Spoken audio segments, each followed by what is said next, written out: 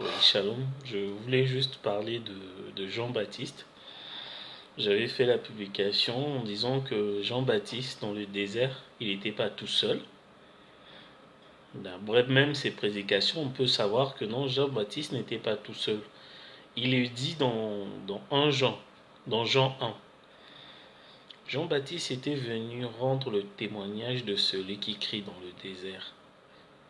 Donc, si nous prenons les Saintes Écritures, vous voyez, donc on prend Jean 1, verset 23. Moi, je suis la voix de celui qui crie dans le désert. C'est lui, il est la voix de celui qui crie dans le désert. Donc il y avait quelqu'un qui criait dans le désert et Jean-Baptiste était le porte-parole de cette personne-là. Or, le cri, c'est ce qu'on appelle le message. Donc il y avait quelqu'un qui il avait exhorté Jean-Baptiste, il a prêché Jean-Baptiste un message. Et Jean-Baptiste était juste la voix de cette personne-là. Parce que c'est cette personne-là qui a prêché Jean-Baptiste comment reconnaître le Messie. Il aura la lumière sur la tête, c'est lui l'agneau et tout. Mais il n'a pas prêché que Jean-Baptiste ça. Il a prêché Jean-Baptiste beaucoup de choses. C'est lui qui a prêché Jean-Baptiste mariage et divorce. Vous voyez? Parce qu'au temps de Moïse, quand quelqu'un était divorcé, le mari envoyait juste la lettre de divorce. Jésus le dit dans Matthieu 5. Mais Jean-Baptiste, il a condamné Hérode parce qu'il a pris la femme de son frère Philippe, sachant que son frère est en vie. Nulle part Moïse a parlé de ça. Où est-ce que Jean-Baptiste il a eu ça? C'est la personne qui crie dans le désert. Ça fait partie du cri du désert. Le cri du désert, c'est le message que Jean-Baptiste a reçu.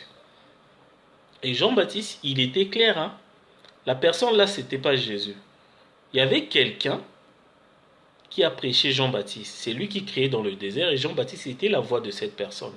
Et Jean-Baptiste est venu rendre témoignage de la lumière. Et la lumière là, c'était pas Jésus. La lumière là, c'était pas Jésus parce que Jean-Baptiste il dit que non, cette lumière là, il avait vécu avant lui. Or Jésus a un commencement. Si nous prenons les Saintes Écritures, Jean 1 verset 15, Jean lui a rendu témoignage et s'est écrié, c'est celui dont j'ai dit, celui qui vient après moi m'a précédé, car il était avant moi. Donc la personne que Jean est venu rendre témoignage, la lumière là, donc il était avant Jean-Baptiste. Alors la lumière là, c'est la colonne de feu.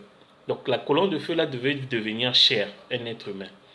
Mais sauf que la colonne de feu faite chair, la lumière faite chair, c'est pas Jésus-Christ. Voilà pourquoi Jean-Baptiste a eu des doutes. Jésus-Christ ne correspondait pas à cette lumière que Jean-Baptiste était venu prêcher. Vous voyez? Donc il y a quelqu'un qui était dans le désert, il a prêché à Jean-Baptiste, c'était William Marion Branham. Parce que Jean-Baptiste, comment il a connu mariage et divorce? La personne qui a commencé à sortir mariage et divorce, c'était Jean-Baptiste. William Branham, il vient, il répète la même chose. Sauf que oui, Jean-Baptiste, il dit qu'il y a quelqu'un, lui, il est la voix de celui qui crie dans le désert. Donc, dans le désert, ils étaient deux. Jean-Baptiste est allé au désert à l'âge de 9 ans. Il est sorti à l'âge de 30 ans. Il a prêché que 6 mois, jusqu'à sa décapitation. Donc, il y a quelqu'un qui l'a pris de 9 ans à 30 ans. C'est ce qui lui a permis d'avoir un vocabulaire, de s'exprimer. Parce que tout seul, il ne pouvait pas avoir ce genre de vocabulaire. Jean-Baptiste a la différence entre les autres prophètes. Voilà pourquoi il est le plus grand. Les autres prophètes, les Ésaïe et les Ézéchiel, eux, ils avaient des visions. Mais Jean-Baptiste, il a reçu l'instruction, les prédications des bandes comme ça, physiquement. Donc il est parti répéter. On lui a prêché mariage et divorce. On lui a prêché la seconde venue. On a tout prêché. Et quand il est sorti, il a prêché ça. Jésus ne correspondait pas à ses prédications. Voilà pourquoi il a eu des doutes. Il a dit, allez-y demander, est-ce que c'est lui ou c'est quelqu'un d'autre qu'il faut attendre? Il avait raison. William Branham le dit même. Vous voyez? Donc, c'est William Branham. Maintenant, il y a une question. Mais pourquoi Jean-Baptiste, on ne l'a jamais baptisé? Mais vous savez que Jean-Baptiste a eu un baptême? Les gens vont me prendre pour un fou. Comment ça? Mais Mais Jean-Baptiste, la personne qui lui était dans le désert, c'est lui qui a pris Jean-Baptiste à baptiser. Jean-Baptiste n'a pas eu la révélation comme ça, on baptise comme ça, non.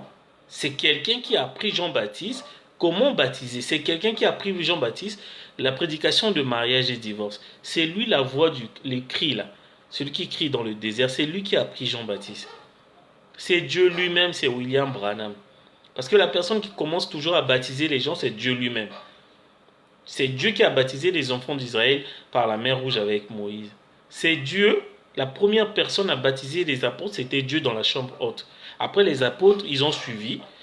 Pierre, il avait la clé, il a baptisé les gens bien après. Mais sauf que c'est Dieu qui a commencé à les baptiser les 120. Vous voyez?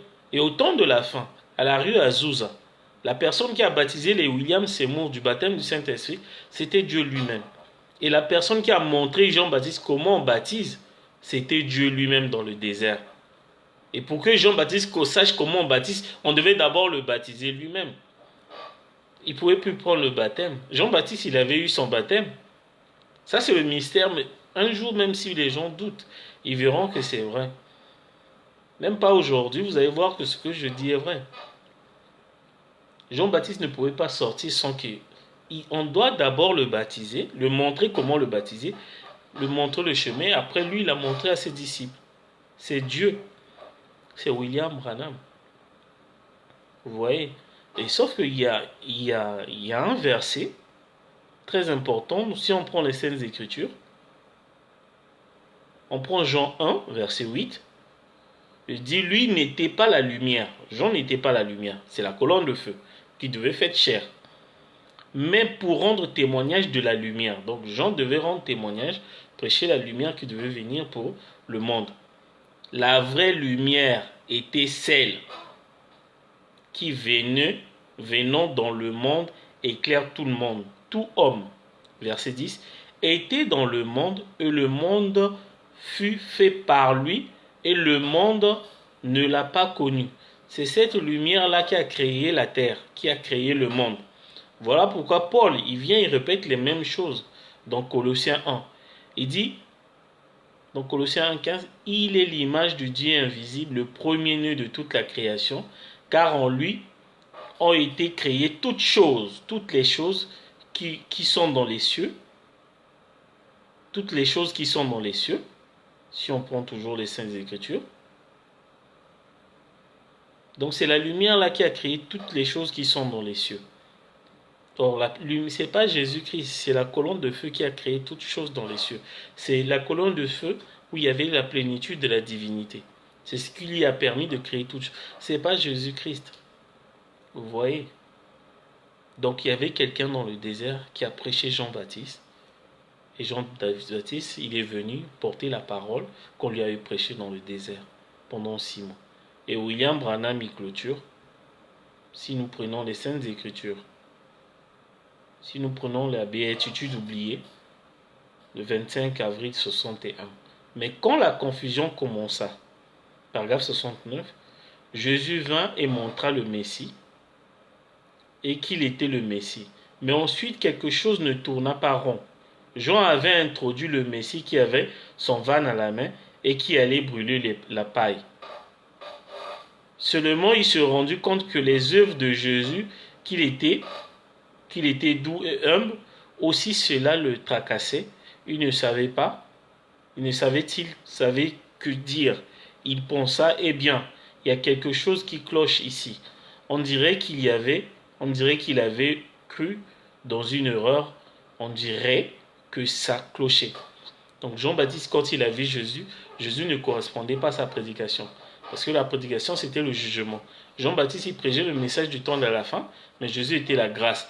Voilà pourquoi il y a eu un peu le décalage entre la personne de Jésus, tellement doux. Vous savez que Jésus parlait comme une femme. Jésus avait un côté féminin. Donc voilà. Il était tellement doux, et Jean-Baptiste, lui qui était vraiment, il a prêché le jugement, il voyait que Jésus ne correspondait pas. Voilà pourquoi ça commençait à avoir des doutes.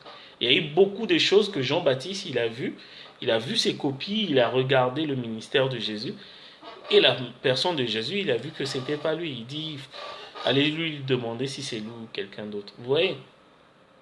Donc pour vous dire que William Branham était dans le désert, c'est lui qui a pris Jean-Baptiste. Ce que je vous dis, même si aujourd'hui vous ne croyez pas, vous allez voir, tôt ou tard, vous allez voir, c'est vrai.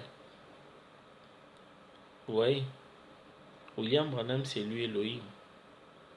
Et bientôt, je vais faire une publication sur la Troisième Guerre mondiale, pour dire que la Troisième Guerre mondiale a déjà eu lieu. Si vous attendez une guerre mondiale, ça ne viendra jamais.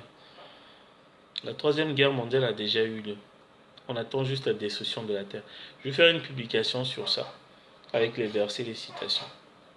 Voilà. Que la gloire, la louange, l'honneur, la puissance reviennent à Elohim, au William Branham. Que Dieu vous bénisse.